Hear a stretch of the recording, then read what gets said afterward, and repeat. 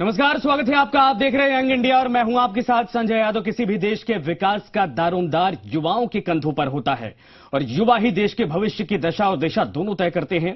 साल 2019 में एक बार फिर से हमारे देश की इन्हीं युवाओं की अहम भूमिका चुनाव में होने वाली है और राजनीति में भी युवाओं को मौका देने की बात तो तमाम सियासी दल के नेता करते हैं, लेकिन क्या युवाओं को मौका मिल पाता है?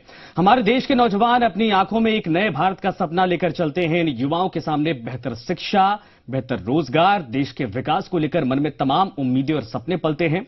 क्या 2019 में आने वाली सरकार इन युवाओं के भरोसे पर खरा उतर पाएगी? ये एक सबसे बड़ा सवाल इस वक्त है। राजनीति की बिसात पर ज्यादातर सियासी पार्टियां युवाओं को केवल वोट बैंक के तौर पर इस्तेमाल करती हैं और यही वजह है कि तमाम सियासी दल युवा वोटरों को लुभाने की कोशिश में इस वक्त लगी हैं। लेकिन आखिर युवा क्या सोचता है, युवा क्या चाहता है? आज हम चित्तौड़गढ़ के महाराणा प्रताप राजकीय कॉलेज के कैंपस में यंग इंडिया की टीम के साथ पहुंचे और वहां के युवाओं से समझने की कोशिश की कि उनके मन में क्या कुछ चल रहा, उन्होंने क्या जवाब दिया। देखते हैं।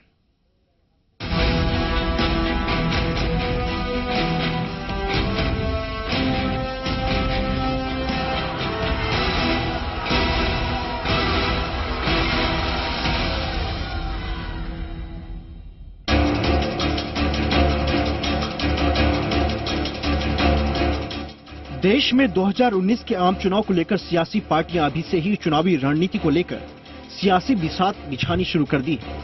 नेता एक बार फिर से सियासी मुद्दों को हवा देकर अपने पक्ष में माहौल बनाने की कोशिश में जुट गए हैं।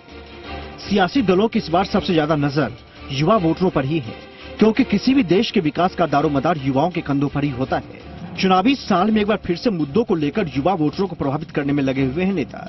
लेकिन आखिर युवा वोटर नई सरकार को लेकर क्या कुछ सोचता है? क्या भारत के विकासशील से बिना पूरा होगा? देश के लिए उनके मन में कैसे सपने पलते हैं?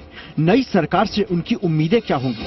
चुनावी साल में युवाओं की सियासी नब्ज टटोलने आज यंग इंडिया की टीम चित्तौड़गढ़ के राजकीय कॉलेज के कैंपस में युवाओं के बीच पहुंची है।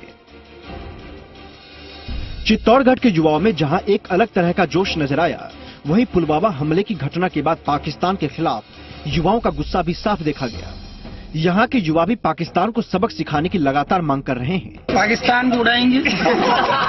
युद्ध ही एक समस्या का हल नहीं हो सकता है, क्योंकि युद्ध में बहुत नुकसान होता है दोनों ही देशों का। हम आपको चित्तौड़गढ़ के युवाओं की बेबाक राय को दिखाएंगे, लेकिन सबसे पहले एक नजर चित्तौड़गढ़ के राजनीतिक और सामाजिक परिवेश पर भी डालना जरूरी है। मेवाड़ का चित्तौड़गढ़ जिला इतिहास में राजपूत योद्धाओं की वीर गाथा और अपने शानदार किलों, मंदिरों, दुर्ग और महलों के लिए जाना जाता है। चित्तौड़गढ़ लोकसभा क्षेत्र में 8 विधानसभा सीटें आती हैं, जिसमें जिले की 5 सीटों समेत उदयपुर जिले की मावली, वल्लभनगर और प्रतापगढ़ जिले की प्रतापगढ़ विधानसभा सीट भी शामिल है। 1952 के पहले चुनाव में यह सीट भारतीय जनसंघ के खाते में गई थी। 1989 में पहली बार चित्तौड़गढ़ सीट से कमल खिला और महाराणा महेंद्र सिंह मेवाड़ यहां से विजयी हुए। इस संसदीय सीट से दिग्गज नेता श्रीचंद कृपलानी और गिरिजा व्यास भी चुनाव जीतकर संसद पहुंच चुकी हैं। 2014 के लोकसभा चुनाव में चित्तौड़गढ़ से बीजेपी सांसद सीपी जोशी ने कांग्रेस के दिग्गज नेता गिरिजा व्यास को हराकर सांसद पहुंचे थे। 16वीं लोकसभा चुनाव में संसद में बेहतर प्रदर्शन के आधार पर चित्तौड़गढ़ सांसद सीपी जोशी को पुरस्कृत भी किया जा चुका है। एक सांसद के तौर पर क्षेत्र में सीपी जोशी ने कितना विकास किया है, इस पर हम युवाओं से उनकी राय जानेंगे। अब हम सीधे चलते हैं युवाओं के बीच।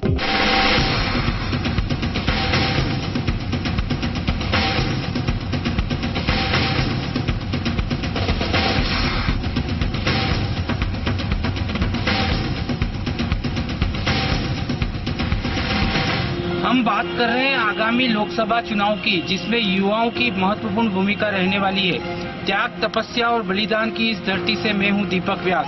हम बात कर रहे हैं यंग इंडिया कार्यक्रम की। हम जानेंगे युवाओं से कि आगामी लोकसभा चुनाव में इन युवाओं की क्या भूमिका रहेगी। 5 सवाल मैं इन युवाओं से करने जाऊंगा। 2019 में कैसी सरकार आप चाहते हैं? हम 2019 में जो अभी तत्कालीन जो सरकार है उसी का वापस रिप्रेजेंटेशन चाहिए, क्योंकि जो इस सरकार के डिमोनेटाइजेशन है, नोटबंदी या जो भी इनके एवं सैनिकों के लिए 1 रैंक पेंशन, इस तरह की कई सारी योजनाएं हमारी नई शिक्षा नीति में भी इन्होंने शिक्षा के बजट को बढ़ाया है, इसलिए हम चाहेंगे वो सरकार वापस रिप्रेजेंट। आपका क्या कहना?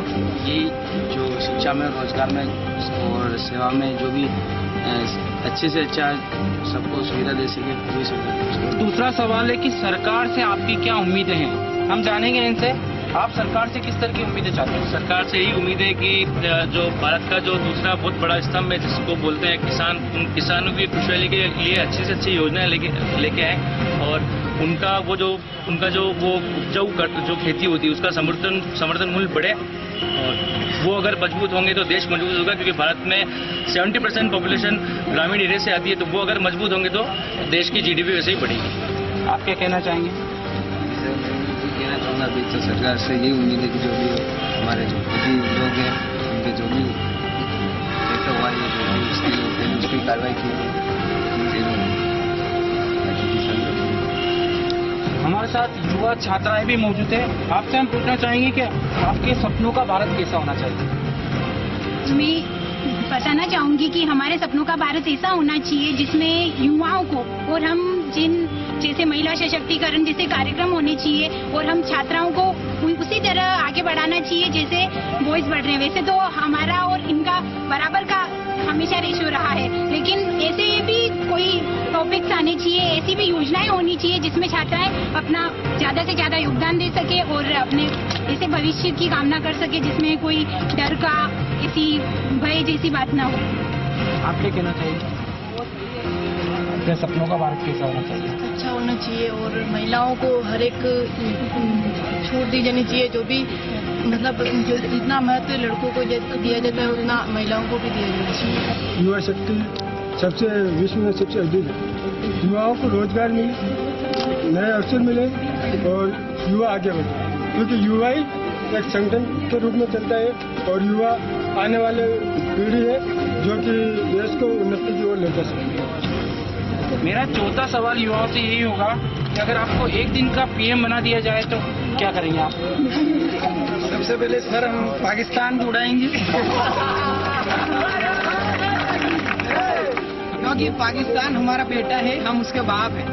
फिर भी ये बच्चा बार बार गलती कर रहा है, उसको समझाने के बाद भी नहीं मान रहा है। तो हमारी लास्ट उम्मीद ये पहले उसको उड़ाएंगे, फिर किसानों के बाद युवाओं के साथ हम बड़े युवाओं को आगे बढ़ाने की कोशिश करेंगे। इसलिए हमें एक दिन के लिए हम आधे दिन के प्रधानमंत्री बना दिए तो बहुत।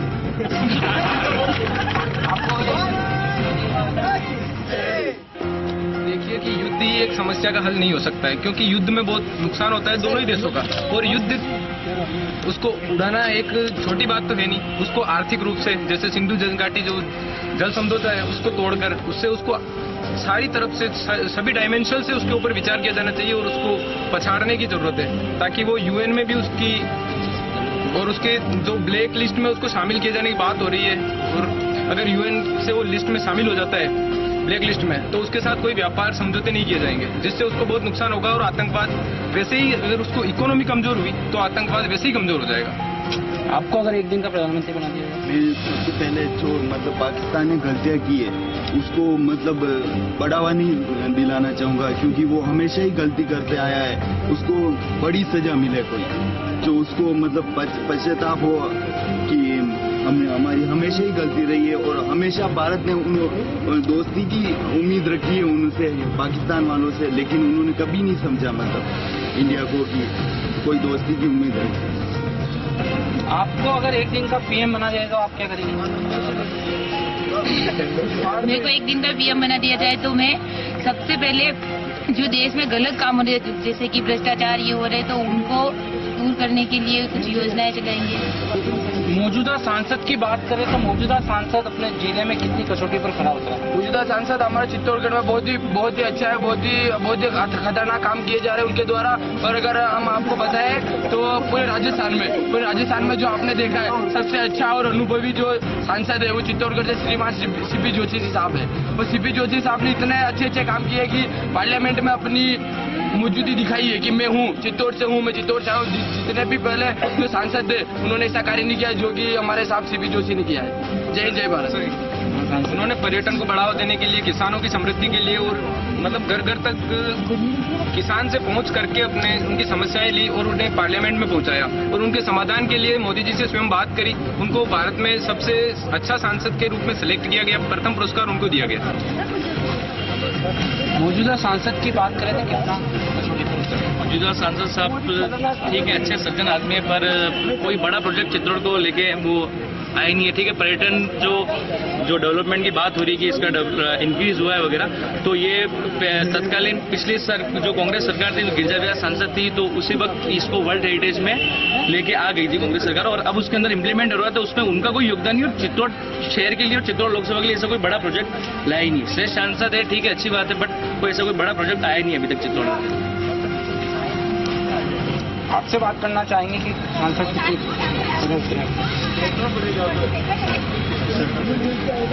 चित्तौड़गढ़ के मौजूदा सांसद साहब ने अभी आर्थिक, राजनीतिक और वैश्विक पटल पर चित्तौड़गढ़ का नाम करने के लिए बहुत ही अच्छा काम किया है, और हमने पहली बार देखा कि कोई सांसद भी इतना कार्य कर सकता है। आपने देखा होगा कि मावली और बड़ी साइड का ब्रॉडगेज जो आजादी के बाद सालों से बंद पड़ा होता, उस ब्रॉडगेज को स्वीकृत कर रखा है।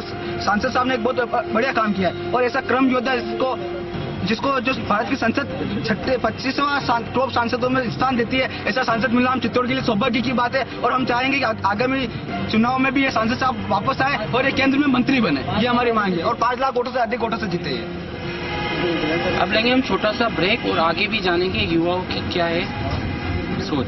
सरकार चेक की और राहुल गांधी और नरेंद्र मोदी दोनों साथ मिलकर काम नहीं कर सकते। आपको देश को आगे बढ़ाना है, आपको अपना घर तो नहीं भरना है, अगर घर भरना हो तो आप सरकार चेंज कीजिए। यह है लोकतंत्र में सबका आना जरूरी है, तो उनके विचार रखना जरूरी है। विचारों की लड़ाई है लोकतंत्र, इसमें लोकतंत्र में विचार मिलेंगे न मिलेंगे, इसीलिए सरकार चेंज होती है।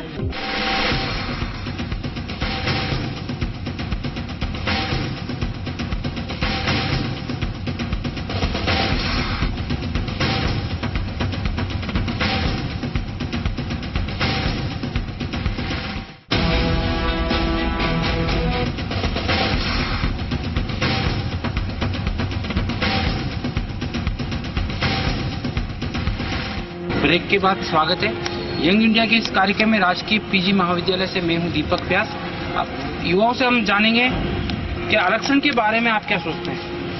आरक्षण के बारे में मेरे हिसाब से आरक्षण को खत्म हो जाना चाहिए। और जिस तरह की जो मांगे उठ रही है, मांगे तो ये है कि सबको सम्मान होता है, पर एक तरह से देखा जाए तो आरक्षण खत्म ही हो जाना चाहिए कि सब समान रूप से सबका काम। आप क्या सोचते हैं आरक्षण के बारे में। आरक्षण आर्थिक आधार पर होना चाहिए, बाकी ऐसे नहीं होना चाहिए। कास्ट के साथ आरक्षण आर्थिक आधार पर होना चाहिए। आरक्षण की बात करें तो आरक्षण के बारे में आपका। आरक्षण टोटली इंडिया से समाप्त हो जाना चाहिए। जिसकी क्वालिटी होगी वो आगे बढ़ना चाहिए। ऐसा नहीं जो 33 नंबर वाला है वो पास हो रहा है और जो जिसके 60-65 नंबर आ रहे हैं वो आरक्षण की वजह से नीचे हो रहा है, जॉब नहीं मिल। मेरा अगला सवाल होगा कि देश की शिक्षा व्यवस्था में किस तरह के बदलाव होने चाहिए। देश की शिक्षा व्यवस्था अभी मतलब व्यवसाय बन गया। शिक्षा व्यवस्था प्राइवेट स्कूल्स वगैरह में शिक्षा के नाम पे लूटा जा रहा है लोगों को। सबको मतलब समान शिक्षा मिले और शिक्षा सरकारी जो कर्मचारी उनके बेटे भी सरकारी स्कूलों में पढ़ाई करें। आपका क्या कहना है देश की शिक्षा व्यवस्था में। सर, शिक्षा व्यवस्था आजकल जैसे कि व्यवसाय बन चुका है। हर कोई ये चाहता है कि बस हमारे विद्यालय में ज़्यादा से ज़्यादा बच्चे पढ़ें, हमारे विद्यालय का नाम हो, परंतु शिक्षा एक व्यवसाय नहीं है। ये एक कह सकते हैं कि बच्चों के लिए एक संस्कार है जो हमें सिखाते हैं कि दिन दुनिया में हमें कैसे व्यवहार करना है। जैसे अभी जो आतंकवादी हमले हो रहे हैं तो वो हो सकता है कि कहीं ना कहीं उन बच्चों के लिए शिक्षा का अभाव है, इसलिए वो आतंकवाद की तरफ बढ़ रहे हैं। आपको क्या कहना है। सर, मेरा तो यही कहना है कि शिक्षा व्यवस्था सुधर जाएगी, लेकिन अपने को भी ध्यान रखना पड़ेगा, अपने माँ बाप को ध्यान रखना पड़ेगा कि वो अपने बच्चे क्या कर रहे हैं, कॉलेज जाके क्या कर रहे हैं, स्कूल जाके क्या कर रहे हैं। इसके लिए शिक्षा व्यवस्था और सरकार को भी ध्यान देना पड़ेगा कि सरकार क्या कर रही है, वो बच्चों के लिए कितना कुछ कर सकती है। इसमें सरकार जैसे सरकारी स्कूलों में हो रहा है कि सर टीचर टाइम पर नहीं आते, उन टीचरों को टाइम पर लाए सरकार। कॉलेज में भी हमारे कॉलेज में भी अभी शिक्षकों की कमी है, जिसमें 60 शिक्षक चाहिए, जिसकी जगह 20 शिक्षक ही हमारे कॉलेज में 40 शिक्षकों की कमी है सर। यहाँ बहुत सारे स्कूलों में भी सर शिक्षकों की कमी है। शिक्षक पूरे होंगे तो विद्यार्थी रोज कॉलेज आएंगे, स्कूल आएंगे और निरंतर पढ़ेंगे क्योंकि सर विद्यार्थी हमारे देश की भविष्य है। ये आने वाली पीढ़ी जो कि देश का भविष्य है, इसको सुधारने के लिए हमारे शिक्षा विभाग और राजस्थान सरकार, भारत सरकार को सोचना पड़ेगा और विद्यार्थियों के लिए अच्छे से अच्छे वो डेवलपमेंट करें। और दूसरी बात शिक्षा की जो बात है उसमें ये है कि जितने भी गवर्नमेंट कॉलेजेस हैं और गवर्नमेंट स्कूल्स हैं उसमें गवर्नमेंट को ये सिस्टम कर देना चाहिए जैसे प्राइवेट कॉलेजेस में होता है कि 75% अटेंडेंस मैंडेट है। अगर आपकी 75% नहीं होगी तो आप एग्जाम के अंदर बैठ नहीं सकते, तो उसको चेंज कर देना चाहिए। गवर्नमेंट जितने भी कॉलेजेस स्कूल है उसको 75 के दायरे में लाना चाहिए, ताकि स्टूडेंट आएंगे, वो पढ़ेंगे, वो एजुकेशन लेंगे, उनको नॉलेज बढ़ेगा। और अगर बच्चे आएंगे तो शिक्षक भी अपने आप आएंगे। ऐसा कुछ नहीं कि बच्चे बैठे हुए और टीचर क्लासेस के अंदर है नहीं। आगामी लोकसभा चुनाव में सबसे ज्यादा प्रभावी मुद्दा क्या रहेगा आपके? सबसे बड़ा प्रभावी मुद्दा तो ये रहेगा कि एक तो जो युवा बेरोजगार भारत के अंदर घूम रहे हैं, उनको रोजगार की समुचित व्यवस्था नहीं हो पाई। और सबसे बड़ा और उससे ही बड़ा मुद्दा ये आतंकवाद हमेशा भारत ठीक है कोशिश करता है, बट वो आतंकवाद अभी तक रुक नहीं रहा है। बोला गया था भाई जीएसटी नोटबंदी से आतंकवाद की कमर टूट गई है, बट आप आंकड़े निकाल के देखेंगे तो उसके बाद भी और उससे पहले भी अभी 4 साल के अंदर आतंकवाद देश के अंदर बढ़ा ही है। आज आर्मी के ऊपर, अपनी सेना के ऊपर अगर वहीं के लोकल सिटीजन्स अगर पत्थर फेंक रहे हैं और अब वो भारतीय, उनको भारत सरकार कुछ नहीं कर रही है, तो ये गलत है। आर्मी के साथ जो वहाँ पे जो गलत हो रहा है वो सच में बिल्कुल ही गलत है, उसको सुधार करना चाहिए। और ये बेरोजगारी और आतंकवाद और ये किसान का सबसे बड़ा मुद्दा रहने वाला आगामी लोकसभा चुनाव में। आपके नजर में क्या रहेगा? चुनाव तो ये है कि अभी आर्मी के ऊपर जो हमला हुआ है सबसे बड़ा मतलब कहने वाला है कि 43, और अभी परसों के दिन 3 जने 4 जने और हुए थे एक्सपायर। तो यही है भारत सरकार का, ये होना चाहिए कि अब थोड़ा सा कुछ आगे बढ़े और कुछ करना चाहिए उनको। हर साल में जो सरकार बदलने की परिपाटी होती है, इसके बारे में आप क्या सोचते हैं? सरकार तो सर बदलती तो सरकार ऐसी आनी चाहिए जो देश को सपोर्ट करे, आर्मी को सपोर्ट करे, शिक्षा का भी ध्यान रखे और किसानों की भी सहायता करे, और हर चीज़ से देश को मजबूत करे। सैन्य बल मजबूत हो, सेना मजबूत होगी तो अपना देश भी सही रहेगा। हर साल में 5 साल में जो सरकार बदलने की परिपाटी, इस बारे में आप क्या सोचते हैं? सेंट्रल में तो वैसे कंटिन्यूसली पहले भी जो यूपीए की सरकार थी वो दोबारा आई थी, और जैसे ही कुछ नीतियां हैं जो सरकार ने भी सामने रखी, चाहे सैनिकों के लिए हो, चाहे शिक्षा के लिए हो, या चाहे किसानों के लिए हो। एक जो स्टेट गवर्नमेंट के द्वारा खूब जगहों पर एक कर्ज माफी का जो एक सिलसिला जो चालू हुआ है, ये इसको एक बंद किया देना चाहिए। और किसानों को, छात्रों को एवं सब तरह से, यानी कि अभी जो आप आरक्षण को लेकर भी बात कर रहे थे, यानी कि आज के युवाओं को आत्मनिर्भर बनाने की जरूरत है। और एक स्किल इंडिया का जो सेंट्रल गवर्नमेंट ने स्कीम लेके आई है, यानी कि हर युवाओं को, छात्रों को उनके स्किल्स के द्वारा उनको नौकरी मिले। अगर उसमें स्किल्स होगी तो उसको जरूर उसको नौकरी मिल जाएगी, वो बेरोजगार होकर नहीं घूमेगा। तो ये बहुत बड़ा मुद्दा नहीं है। मुद्दा तो ये है कि उसमें अपन को उसको स्किल को डेवलपमेंट करना पड़ेगा। तो सेंट्रल गवर्नमेंट ने एक ये पॉलिसी लाई कि इंडियन स्किल्स डेवलपमेंट के नाम से, तो उससे काफी सारे युवाओं को स्किल का डेवलपमेंट करने का काम भी मिला है, और अब उनको निश्चित इनको रोजगार मिल पाएगा। सही है, बदलनी चाहिए सरकार हर 5 साल में, पर ये वाली जो मोदी सरकार है ये वहाँ पे रिपीट होनी चाहिए। क्या ऐसा क्या किया मोदी जी ने?